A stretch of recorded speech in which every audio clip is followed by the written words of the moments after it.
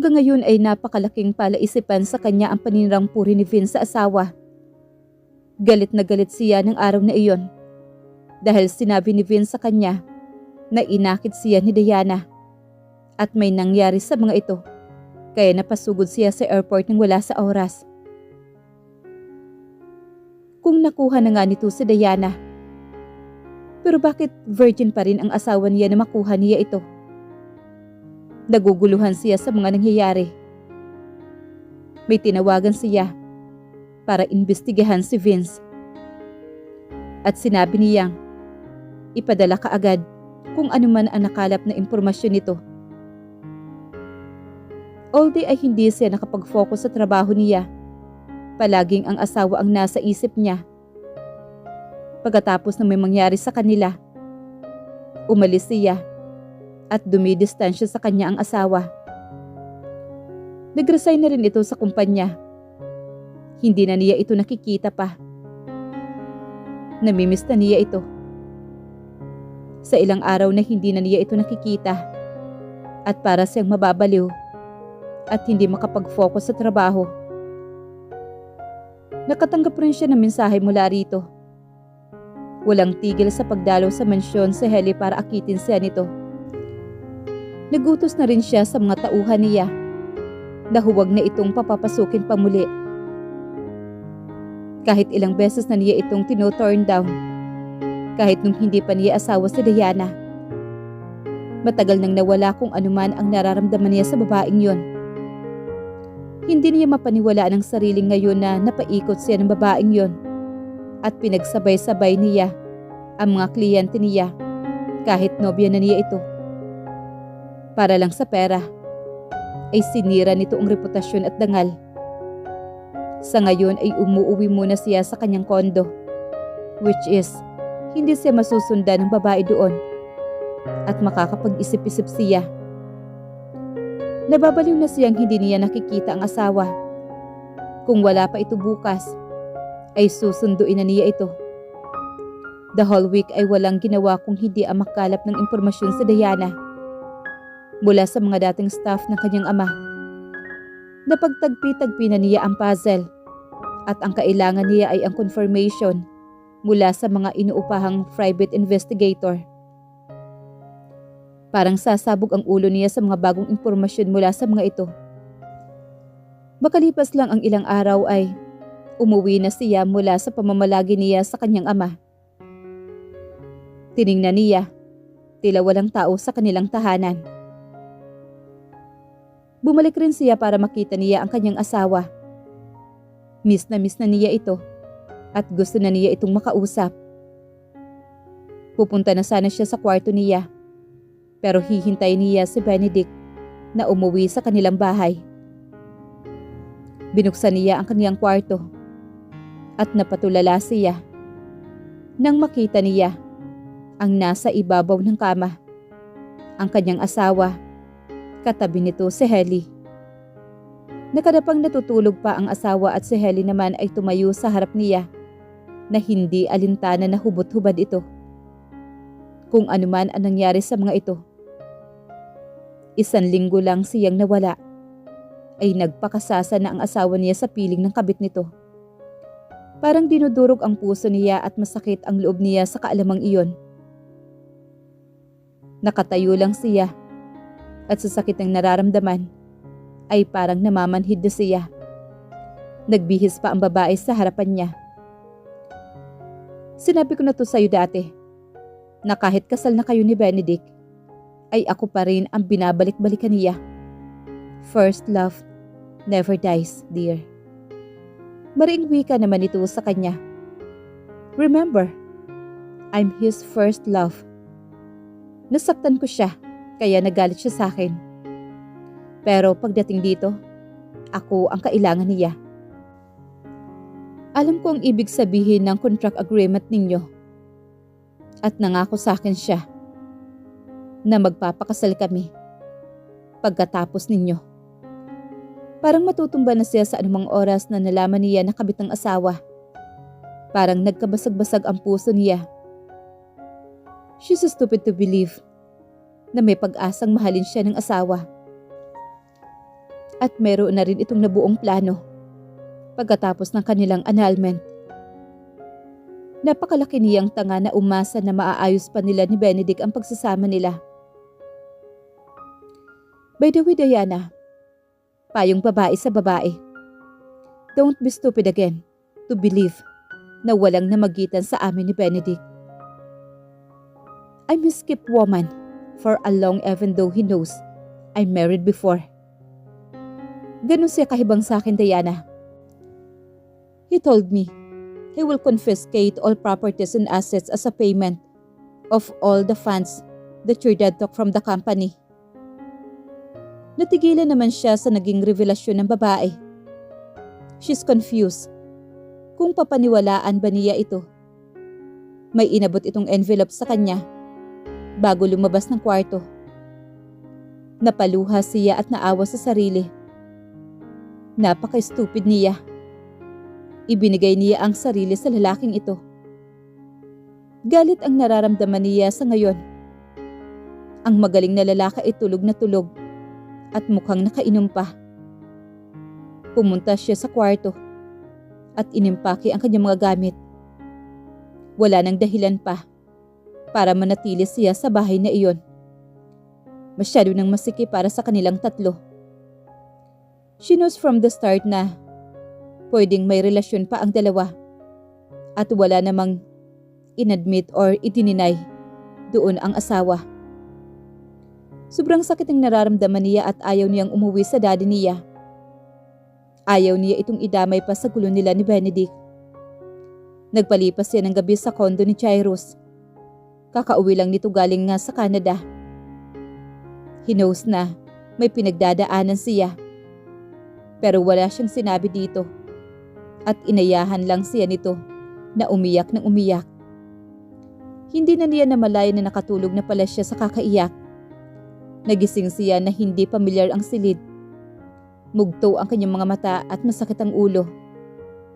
Naalala niya na nakituloy siya kay Jairus dahil magulo ang isip niya at wala siyang ibang mapupuntahan. Lumabas siya ng silid at natagpuan ang kaibigan na naghahanda ng almusal sa kitchen. Ano pang tinatayo-tayo mo dyan? Nakahain na ang pagkain.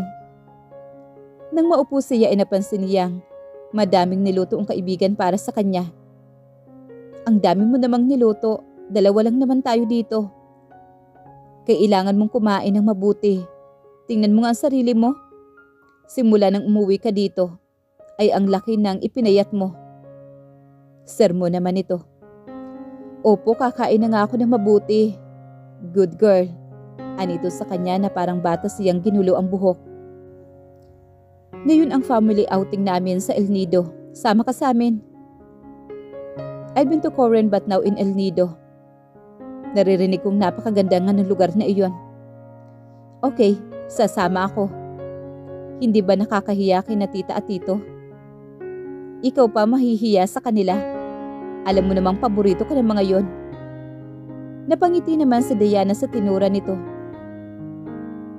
Maigi na rin na mag-out of town muna siya para makapag-relax dahil sa stress niya sa nalaman sa babae ng asawa. Baliw siya dahil hanggang ngayon, mahal niya pa rin ang asawa kahit alam niyang may ibang babae ito. Pang-5 araw ni Diana sa resort sa Palawan kasama ang pamilya ni Jairus. Masayang kasama ang mga ito kahit papaano ay nakapag-relax at nakapag-unwind siya. Katatapos lang nilang mag-snorkeling ni Jairus at ng pamilya nito. Pagkatapos ay humiwalay muna siya sa mga ito para bigyan niya ng quality time si Jairus at ang pamilya nito. Masyado siya nalibang sa pamamasyal sa isla. Kaya madilim na nakauwi siya sa tinutuluyang hotel. Masyado siya nalibang sa pamamasyal sa isla. Kaya madilim na nakauwi siya sa tinutuluyang hotel. Nakapaghapunan na siya sa isang seafoods restaurant na malapit sa dagat. Bigla niyang naalala ang asawa dahil paborito nito ang seafoods. Pagkatapos ng paglakad-lakad ay bumalik na siya sa hotel para maligo at makapagpahinga. Medyo maaga siya nagising kinaumagahan dahil nag-islands hopping muna sila, sakay ng motorboat. Manghang-mangha siya sa nakikita at sa hindi niya maipaliwanag na dahilan ay nalulungkot siya dahil hindi niya kasama si Benedict. Naalala niya kasi nung nag-vacation sila, nag-enjoy siyang kasama ito. Pinipilit na niyang kalimutan ito, pero lagi niya itong naaalala dahil ito ang kasama niya na nagbakasyon sila sa Coron. Nasasaktan na walang katugunan ang feelings niya dito. Una na siya nagpaalam sa kaibigan dahil magna-night market pa ang mga ito. Pagpasok niya sa hotel ay inalis na niya ang towel na nakabalot sa baywang niya. Nang buksan niya ang ilaw, ay nabigla siya at muntik nang mapasigaw nang makita ang asawa na nakaupo sa sofa. Having fun? Ngising sabi naman nito. Why not have fun? Kesa biruin ko ang sarili ko na kasama ka. Ganting sagot naman niya rito. Nagtagis naman ang bagang nito. Why did you leave without telling me? Do I need to ask permission to you? I can go whenever I want to go. Pasuplang sagot naman niya dito. You know, you're not allowed to date any man while you're still married to me, right? It's just a verbal agreement. It's not on the contract. Hamon naman niya dito. You were here with your boyfriend and his family. Galit na tura naman ito sa kanya. Ang walang hiya talaga. Ako pa ang pinaparatangang may lalaki. Paghihimagsik naman ang kalooban ni Diana. Sa galit at sama ng loob ay sinakyan niya ang paratang nito. Ikaw lang ba ang marunong makipag-affair? Well, in this fake marriage? Matigas na wika naman niya rito. So you're admitting? Galit na tanong naman ito sa kanya. Halos mamula ito sa galit na nakikita sa mukha. After what happened to us, you jump another man's bed straight away? Did I not satisfy you enough? Galit na sabi nito habang papalapit sa kanya. Umurong siya hanggang masukol siya nito at lumapad ang likod sa wall. Parang mabibingi siya sa lakas ng pintig ng puso niya at nanghihina ang tuhod niya. Itinaas nito ang mukha niya at hinahalikan siya. Naglalakbay ang mga kamay nito sa kanyang dibdib na nagbibigay sa kanya ng bulta-bultahing sensasyon. Pero hindi ito nakikinig sa kanya at natatangay siya sa bawat pagpapaligaya nito sa katawan niya. Hindi na niya alintana ang kanyang posisyon dahil sa sensasyon at ligayang ibinibigay nito sa kanya. Pareho silang umuungol. Para na naman siyang sinisilaban na nakakapagpaungol sa kanya. Muli siyang hinalikan nito. Dinala siya nito sa ibabaw ng kama. Inihiga siya nito sa kanyang bed at doon hinalikan ang kanyang tiyan pababa sa kanyang mahita. Napaliyad at napaungol siya sa ginagawa nito sa kanyang hiyas. Dahil sa ligayang pinalalasap nito sa kanya, ay para siyang pipi at bingi na hindi makasagot sa insulto nito sa pagkababae niya. They made love the whole night without reservation. Na alam niyang pagsisisihan niya sa huli. Dahil siya ang talunan sa huli. Naibigay niya ang lahat-lahat sa lalaki. Ang puso niya at ang puri niya. Pinapangako niya sa sarili niya na ito na ang huli na ipagkakanulo niya ang sarili dito. Tahimik siyang naluha dahil sa kagagahan niya kay Benedict. Hindi niya makontrol ang kanyang sarili. Pero sa lalaking ito, nawawala ang kanyang kontrol. Panatag na natutulog na si Benedict sa kanyang kama. Makailang minuto ay kinuha niya ang kanyang mga damit at nag-shower siya muna. Pagkatapos niyang maligo ay Nakaupo muna siya sa sofa habang nakatitig lang sa kisame. Hindi na niya napansin na nakatulog siya sa sofa. Tinanghali na siya ng gising kinabukasan. Nasa bed siya na magising, pero alam niyang sa sofa siya nakatulog. Marahil ay binuhat siya ni Ben sa bed. Wala ang asawa sa kwarto niya, pero napansin niyang nakahanda na ang maleta niya. Nag-init naman ang ulo niya. Sino ito para diktahan siya sa gagawin niya? Her vacation is not over yet. She still have 2 more days left in Palawan. Hirap siyang bumangon dahil masakit pa ang katawan.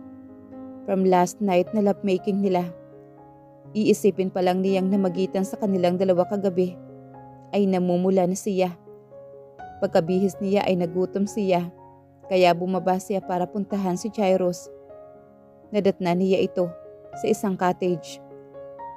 Bagong paligo pa lang ito tulad niya. Kakalabas lang ng shower. Mukhang late na umuwi ito galing ng night market kagabi. Pupuntahan sana kita after ko mag-shower.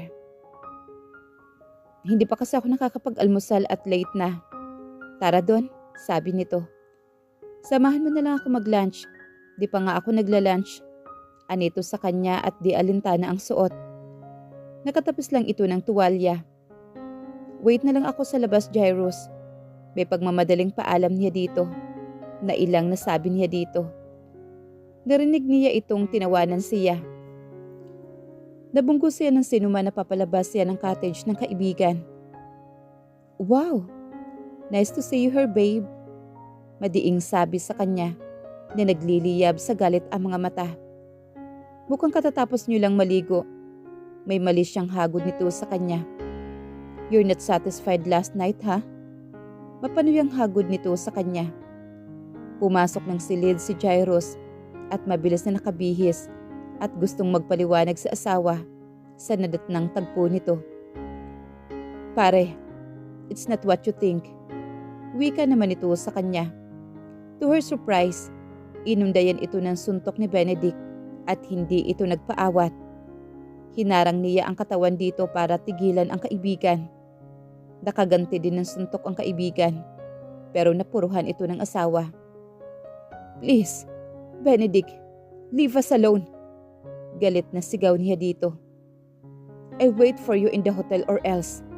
Hindi mo magugustuhan ang gagawin ko sa inyong dalawa. Mariing banta naman ito. Ayaw mo naman sigurong maiskandalo ang boyfriend ng pamilya mo dito, hindi ba? Mariing banta nito. She just explained quickly to Jairus that they have quarreled and asked for an apology on behalf of him. Nakakaunawa naman ang kaibigan.